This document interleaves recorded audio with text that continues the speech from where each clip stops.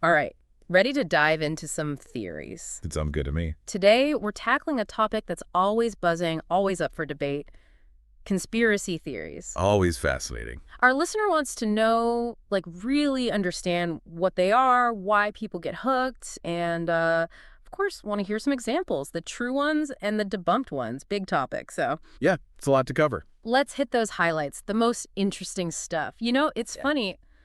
It's like our brains are wired to look for connections. Sometimes, maybe even when there aren't any. So before we get to specific theories, what exactly makes something a conspiracy theory? I mean, where's the line between just being skeptical and a full-blown theory? Okay, so a conspiracy theory, at its core, it's an explanation that says big events, important situations are all caused by these secret plots carried out by powerful groups. Secret plots, huh? Yeah, and the key is that these groups, they're not just hiding stuff. They're deliberately deceiving, manipulating people for bad reasons. There's got to be that malicious intent. So it's more than just thinking your neighbor's up to something fishy. It's got to be organized. Right, exactly. Okay, and it seems like there's a pattern to how these theories are built. What are some things we see pop up over and over? You're right, there are some common threads. So first, you've got to have that claim of a secret plot, usually some clandestine group working behind the scenes, right? Mhm. Then you have to be able to point fingers, Hmm. identify the conspirators, who's pulling the strings, and to make it believable, got to have some evidence, even if it's, well, let's just say, not always the strongest. So not just a hunch, there's got to be a story, even if the evidence is a bit shaky. And I bet this ties into why people find them appealing, especially when things feel uncertain or scary, right? Absolutely, they thrive in those environments, uncertainty and fear. People are faced with events that are hard to grasp, things they can't control. Make sense, they want simple explanations, even if they're not based on, solid ground. It's like choosing a comforting lie over a messy truth. And speaking of connecting dots, it seems like these theories always find a way to link things that seem totally unrelated. Oh yeah, for sure. That's a big one. No such thing as coincidence in the world of conspiracy theories. Everything's connected, part of a grand plan, usually a sinister one. So, tripping over your shoelace isn't clumsiness, it's a sign of a larger scheme. Basically, yeah. It's called apophenia, that tendency to see patterns, connections, even when they're not there. Drives a lot of this thinking. Wow. Apophenia. I'll have to remember that one. But seriously, needing to find meaning in random things, that can lead people down some pretty dark paths, can it? For sure. And it also ties into that whole us versus them thing. Oh, yeah, the good guys against the bad guys. Exactly. No nuance, everything's black and white, Hmm? which, often means whoever's seen as the enemy, they're demonized. Right, and that creates a sense of belonging, like you're on the right side with the people who know the truth. Powerful stuff. And then there's scapegoating. Ah, always gotta have someone to blame. All right, a group, a political party, even just one person. It Yeah. simplifies things, lets people channel their anger, frustration, fear, onto a target. So we've got the blueprint, how they're constructed, the psychology behind why they stick. Ready to jump into some examples. Let's start with some popular ones that, well, evidence shows they're not true. Sounds like a plan. Important to separate what's been debunked from what might actually hold some water. Absolutely. First up, the granddaddy of them all, the New World Order. It's everywhere, different cultures, pops up through history. So what's the main idea?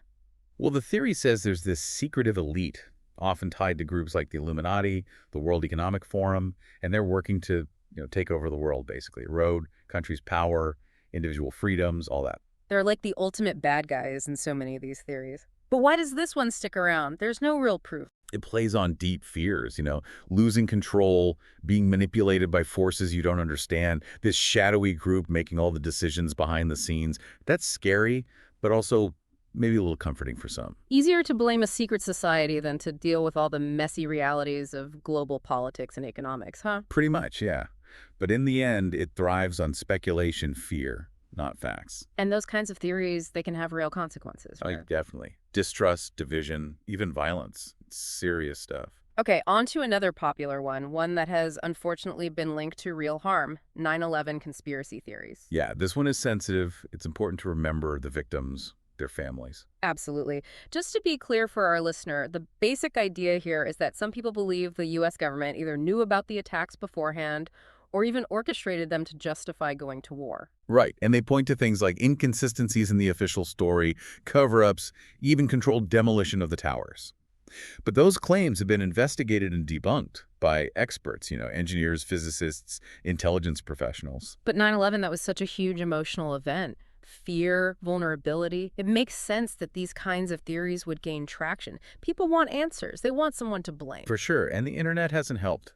It's been a breeding ground for misinformation and speculation. Well, that brings us to another theory that thrives on speculation and has for decades: the moon landing hoax. The idea that NASA faked it all, just staged it on a sound stage somewhere. This one's been around forever, Oh. even though there's so much scientific evidence proving it happened. We have moon rocks, other countries confirmed it independently. The astronauts themselves have spoken about it. I think what's so appealing about this one is how audacious it is. To think that a whole event like that could be faked, it's kind of mind-blowing. It's like this grand deception pulling the wool over everyone's eyes. It's a good story, that's for sure. But the evidence just doesn't support it. Okay, let's wrap up this section with one more debunked theory that's captivated people for years: Paul McCartney's death. The theory that the real Paul died back in '66 and was replaced by a look-alike. People pore over Beatles lyrics and album covers looking for clues. This one really shows how people can find patterns, meaning in the smallest details. It's that human need to search for hidden messages, especially in pop culture. Oh, I remember doing that as a teenager, looking for clues in album covers. It's amazing how much people read into these things. It's about wanting to be in the know, to have access to something most people don't. And the fact that Paul McCartney is still alive and well makes it even more intriguing for some. It fuels the idea that there's this massive cover-up. So we've explored some popular but debunked theories, but here's where things get really interesting. Get ready for some theories that were initially dismissed as crazy, but they actually turned out to be true. This is where it gets really fascinating. As much as we might laugh at some of the more outlandish theories out there, we have to acknowledge that real conspiracies do happen. And sometimes they reveal some pretty uncomfortable truths about power, corruption, the things people will do to stay in control. Starting with the Tuskegee syphilis experiment, a horrifying example of government misconduct. This one, it ran for 40 years, from 1932 to 1972. The U.S. Public Health Service, they conducted a study on almost 400 African-American men in Alabama. These men had syphilis, but they were never told. Wow. They were told they were being treated for bad blood, but they were given placebos. That's just awful. It's a really dark example of this systemic racism in American history. These men, their lives were treated as expendable. And for what? The study was unethical and didn't even reveal much valuable information. It's just heartbreaking. They were denied treatment even after penicillin became the standard treatment for syphilis. And it didn't stop until 1972, when a whistleblower leaked the story to the press. It's a reminder that power can be abused, and sometimes skepticism of those in authority is warranted. Absolutely. All right, ready for another one. This next one sent shivers down my spine when I first learned about it. M-Cultra. The CIA program, it ran from the 50s to the early 70s, and it involved some truly disturbing experiments. M-Cultra, it was basically the CIA trying to figure out mind control. Yeah. They had this obsession with manipulating people's thoughts, actions, and It's like something out of a movie, right? I know. They used some really intense methods, too. What kind of stuff are we talking about? They're using LSD, other psychedelic drugs, hypnosis, electroshock therapy, you name it. Even sensory deprivation on people who didn't even know what was going on. Oh, And some of them were American citizens, which is, it's hard to believe that was happening here in the U.S., a country that's all about freedom. it was a dark time. The CIA, they thought the Soviets were winning the mind control race, so they felt like they had to catch up no matter what. The Cold War, it really created this environment of paranoia and fear, and it feels like some pretty messed up things were justified in the name of national security. Totally. That fear of communism, it was so strong, it made some people think that anything was okay, even things that were just wrong. Their goal with M-Cultra: develop techniques for interrogation, brainwashing, even creating assassins who could be programmed to follow orders without even knowing it. Wow. Did they ever, achieve any of that? No, actually, it was a big failure. Their methods, not only unethical, but also totally ineffective. Turns out, controlling someone's mind with drugs or hypnosis, way more complicated than they thought. That's something at least. But Yeah. the fact they even tried, it's disturbing. They were willing to ignore basic human rights, treat people like pawns in this big political game. Exactly. M-Cultra, It's a stark reminder of how government agencies can do things in secret, things that are totally against human rights and ethics. All right, on to another true conspiracy that sounds like a spy novel. Operation Northwoods. This was a plan back in 1962 by the U.S. Department of Defense. They wanted to stage fake terrorist attacks here in America and blame it on Cuba, all to justify an invasion. You're kidding. That sounds like a terrible idea. Could have led to all sorts of chaos, innocent people dying. It was reckless, no doubt about it. But thankfully, President Kennedy, he shut it down. Still, just the fact that they even thought about it is unsettling.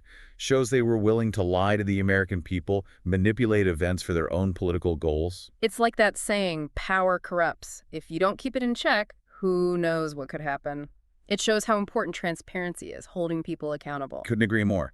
People need to be informed, stay involved, make sure their leaders are being honest and doing the right thing. Okay, we've covered some pretty heavy stuff, real conspiracies that are really disturbing. Ready for something a little different. Let's talk about some true conspiracies that most people haven't heard of. Oh yeah, I think you'll like these. They're kind of bizarre, show how far governments and organizations will go to get what they want. Lay it on me. What's the first one? Project Sunshine. This was a U.S. government project during the Cold War, and their goal was to study the effects of nuclear fallout on people. Makes sense, right? Understanding radiation, especially with the threat of nuclear war, that's important. So what makes it a conspiracy? Well, here's the messed up part. They were secretly collecting body parts from dead babies and children without their families knowing or giving permission. Hold on, they were taking body parts from kids without telling their families. That's horrible. What were they thinking? They wanted data on how radioactive fallout affected human tissue, especially growing bodies. They were trying to understand the long-term effects of nuclear testing. But the way they went about it, just wrong. Completely unethical, violated human rights. It's a dark part of science history. The Cold War, the fear of nuclear war, it seems like it made some scientists and government officials do things that were just morally reprehensible. It's a lesson, for sure. Power needs to be checked, and ethics in science, it's crucial. Okay, what's next?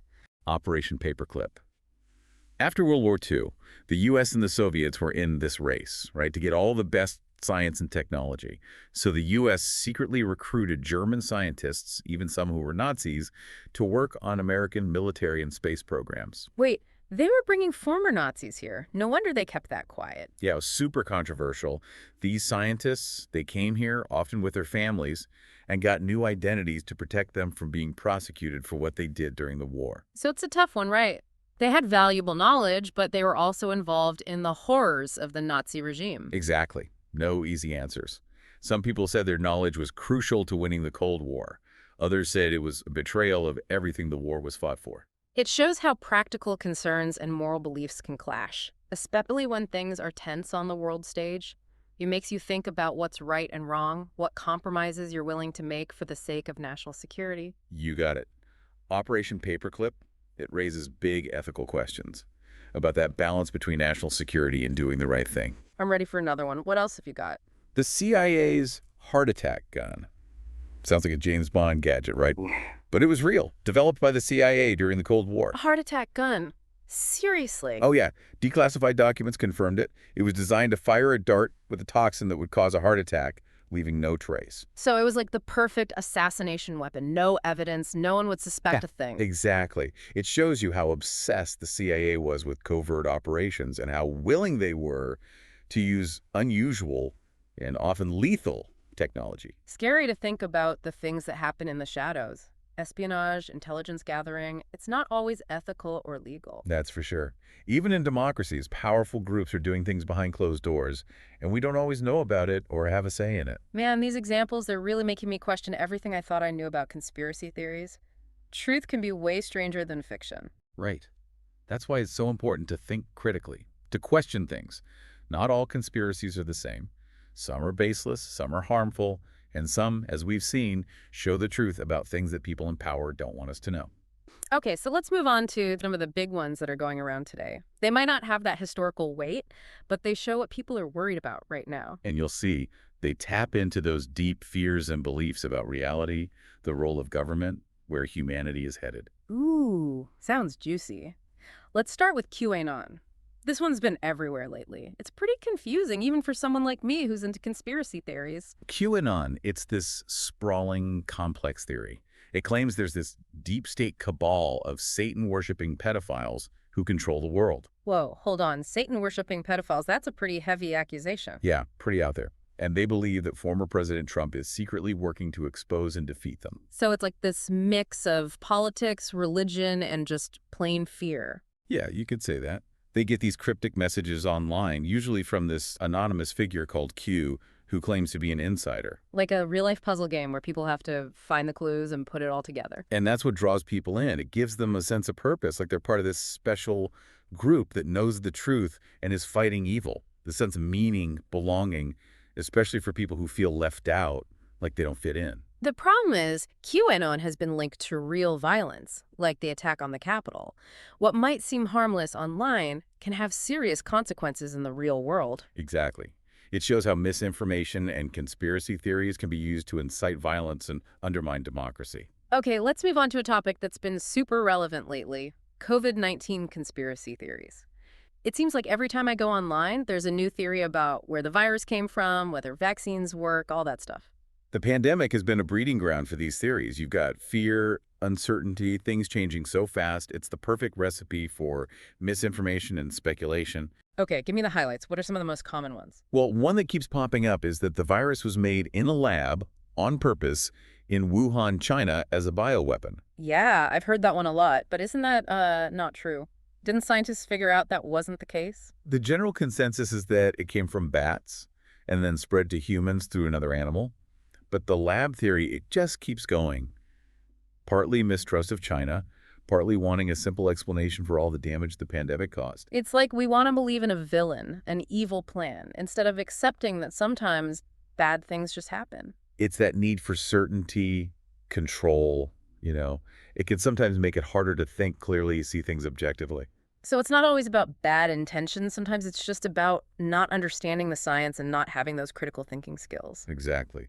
People need to be able to tell the difference between information that's trustworthy and stuff that's just plain wrong. Okay, what other COVID-19 theories are floating around? Another big one is the link between 5G and COVID-19. 5G. You mean like cell phone networks? Yep. Some people believe that setting up 5G networks weakens your immune system, makes you more likely to get sick. Some even think the virus is spread through 5G waves. That doesn't even make sense, does it? Nope, not at all. There's no science behind it. 5G is non-ionizing radiation, which means it doesn't have enough energy to hurt your cells. I can see how people might get confused, though. 5G is relatively new, and it's spreading so fast, people are naturally going to wonder if it's safe, how it might affect their health. Of course. And if you don't understand how it all works, and you're already worried about it, that's when misinformation can really take hold. It's a reminder that we all need to be more media literate, be able to sort through all the information and figure out what's real. Now that we've gone over some of the COVID-19 stuff, let's look at some of the more classic and maybe more entertaining conspiracy theories, the ones that just never seem to go away. Oh, I'm ready for some of the weirder ones. Let's start with the classic, chemtrails. Chemtrails.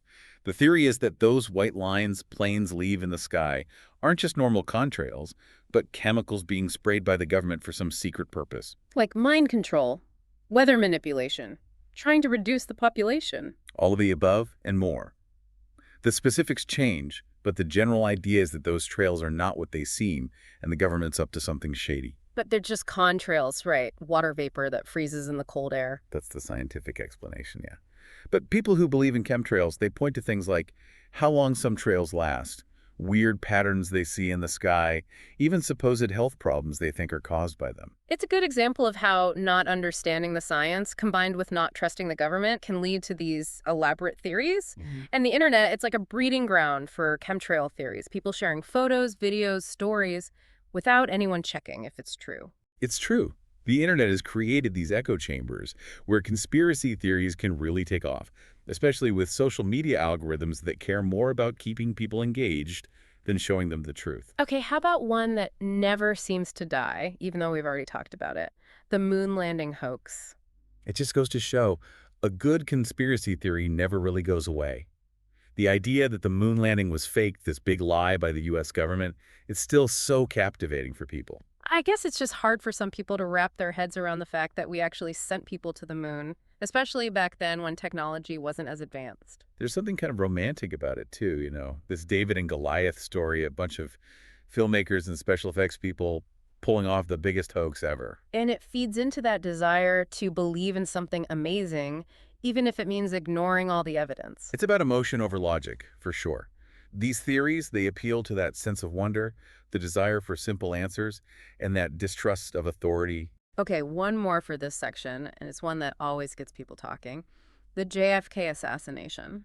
Yeah, the assassination of President Kennedy back in '63, it's still a big one for conspiracy theorists.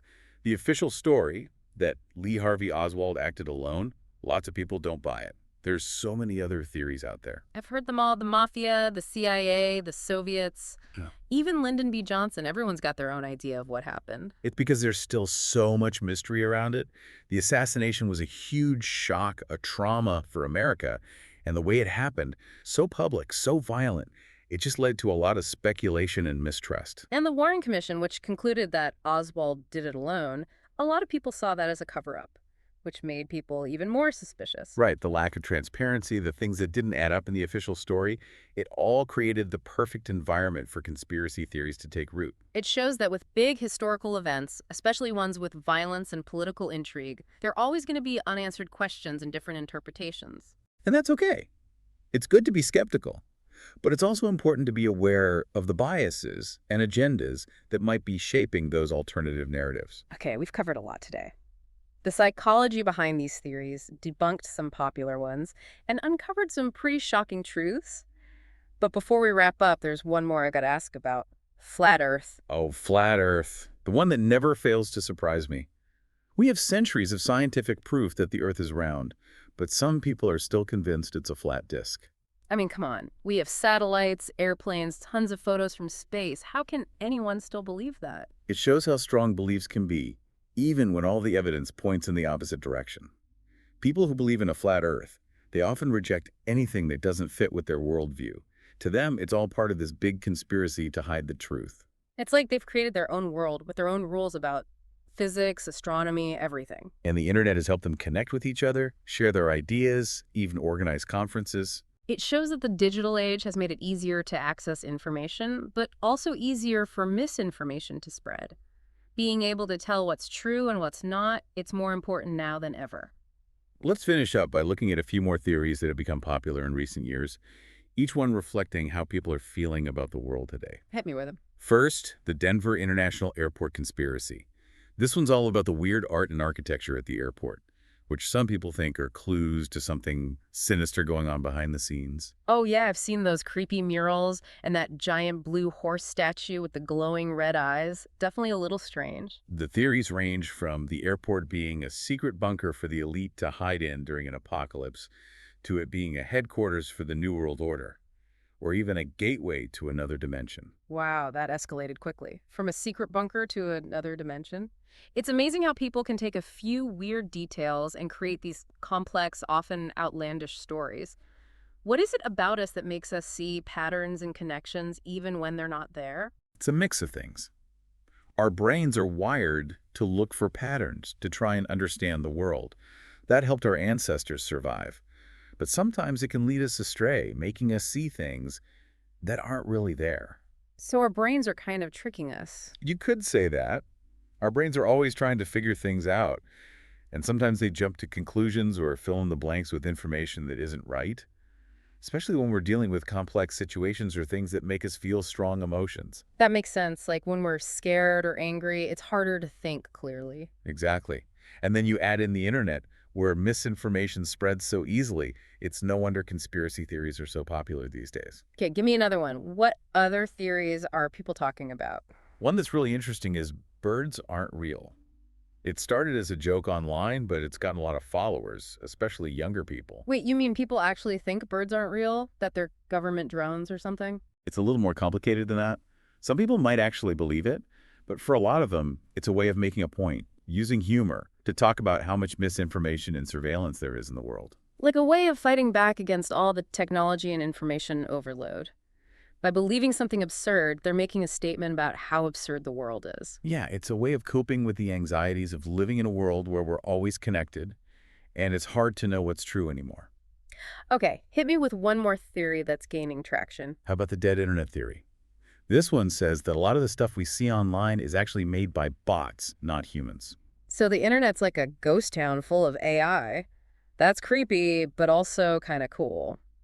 It plays on that fear of technology taking over, of being replaced by machines, of becoming more and more isolated, even though we're constantly online. It's like that movie Invasion of the Body Snatchers, but digital. We're surrounded by things that seem human but are actually part of this big artificial network. The dead internet theory, it speaks to our fears about losing control, about machines taking over, about being alone, even though we're surrounded by people online. That's kind of a scary thought, that the technology that connects us could also be used to isolate and control us. It's a good reminder that technology has two sides. It can be good, connecting us, giving us power, making life easier, but it can also be used for bad. So for our listener, what's the main takeaway? How can we navigate this world of information and misinformation? The most important thing is to think critically. Don't just believe everything you read or hear, especially online. Question things, look for evidence, and be aware of the biases and agendas that might be behind the information you're seeing. And it's important to remember that not all skepticism is bad. We've seen that some conspiracy theories turn out to be true, showing us the truth about power and corruption. Right. A healthy amount of skepticism can be good. It can help us challenge what we're told, hold powerful people accountable, and avoid being manipulated. So it's about being skeptical, but also wanting to find the truth. It's a tough balance to find, for sure. We have to be careful about what we believe, especially with social media where things can go viral so quickly. It feels like we're drowning in information sometimes, coming from every direction. Hard to know what to trust. We've talked about so many different conspiracy theories, the ones that are false, the ones that are true, all the weird stuff in between. But before we finish, there's one more I want to bring up. Subliminal advertising. It's been around forever, and it always seems to find new ways to creep back into the conversation. Subliminal advertising, it's that idea that advertisers are sneaking hidden messages into their commercials, their products, all to mess with our minds, make us buy things we don't need. It plays on that fear we have of being controlled, without even realizing it. I remember when I was a kid, I was totally convinced that some commercials had hidden messages, especially the ones for toys and sugary cereal. It felt like they were trying to trick me into wanting things I didn't even know I wanted. It's a fascinating idea that our minds can be influenced without us knowing. Advertisers are always trying to persuade us, that's for sure. But whether subliminal messaging really works, that's still up for debate. So is there any proof that it actually works? Or is it all just like paranoia? The research is kind of all over the place. Some studies say it can have a small effect on what we like and how we act, but others say it doesn't really do anything. The idea that it can brainwash us into doing things we don't want to do, that's mostly not true. I guess it makes sense that people would believe it, though. We're surrounded by advertising. It's everywhere. It's easy to feel like we're being manipulated, even if we don't know how. Absolutely. And the advertising industry, they're always coming up with new, more sophisticated ways to get to us. It's no wonder people are worried about it. Okay, well, I think it's time to wrap up our deep dive into the world of conspiracy theories. We've explored so much, from the totally crazy to the disturbingly real. And we've seen how these theories reflect our fears, our anxieties, what we want from the world. We've also seen how important it is to think critically, to question where our information comes from, and to be aware of the biases that might be shaping what we see and hear. So for our listener, what's the big takeaway? What should they remember as they navigate this world of information and misinformation? I'd say the most important thing is to find a balance. Be curious, but also be skeptical. Be open to new ideas and challenge what you think you know, but always look for evidence and use logic. It's like walking a tightrope, right? Open to new things, but not gullible. Questioning things, but not cynical. How do we find that sweet spot? I think it's about being aware of our own biases and being willing to look at information that challenges what we believe. It's about being curious enough to explore different viewpoints, but also critical enough to decide for ourselves what makes sense. So it's not about just believing everything you hear or rejecting everything that doesn't fit with what you already think. It's about thinking carefully about the information you come across and having a conversation with it. Exactly. And it's a never-ending process. The world keeps changing, new information comes out all the time. We have to be able to adapt, be willing to learn, and always be open to changing our minds. That's a good point. We're all always learning, and we should let curiosity, critical thinking, and the search for truth guide us. And even though we're finishing up here, remember, the conversation doesn't have to stop. There's always more to explore, more to learn, more to talk about. Well said. That's it for our deep dive into the fascinating world of conspiracy theories. Thanks for joining us. Keep those minds sharp, those questions coming, and always be on the lookout for those hidden agendas. Until next time, stay curious.